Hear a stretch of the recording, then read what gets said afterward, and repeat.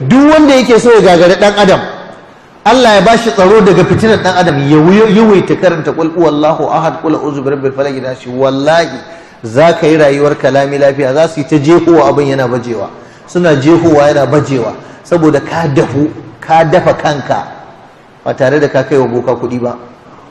shi yasa annabi ya ce kullum mutum musulmi ana so in yi asubahi ya karanta qul huwallahu guda 3, falaki guda 3, nasi guda 3. dan Allah ka je ka duba fassarar qul a'udhu birabbil falaq da nasi ka ji me ke ciki. har fa da magana ya Allah ka raba mu da sharrin masu kulle in sun yi kulli.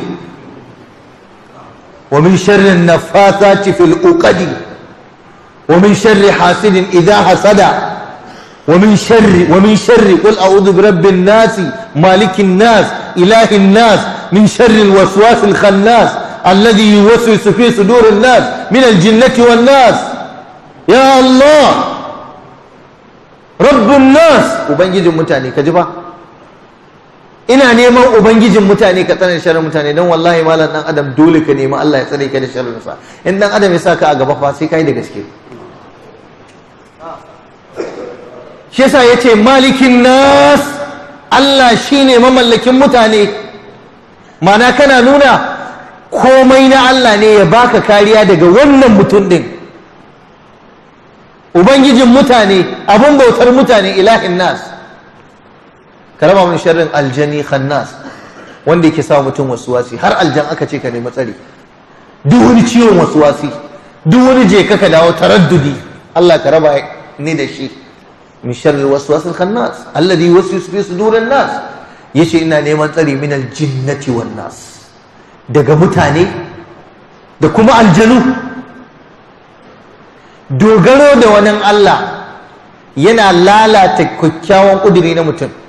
sannan hassada da rashin yadda da abin da Allah ya kaddara, malamai suka ce mai hassada kamar yana challenging Allah ne. ya Allah dan me yasa ka ba wani ni baka bani ba? me yasa ka bashi lafiya ni baka bani lafiya ba? me yasa za a ba wani mulki ni ba a bani ba? me yasa za a ba wani lafiya ni ba a bani ba? me yasa wani yana da kaza ni ban da kaza? kaman indirectly you are challenging ubangiji tabaraka wa ta'ala. me yasa ya bada wani bai ba wani ba? kuma Allah ce nahnu qasamna bainahum ma'ishatahum, mu muka raba rayuwa tsakanin su. yanzu ko mu a nan gurin dole mu yadda da individual differences.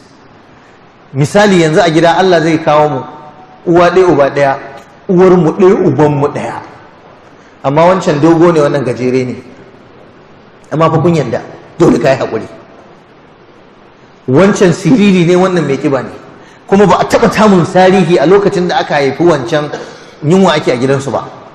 haka Allah ya ga dama ya wancan yin shi a sirirance, wannan kuma yi shi ƙosashe ɓum da shi.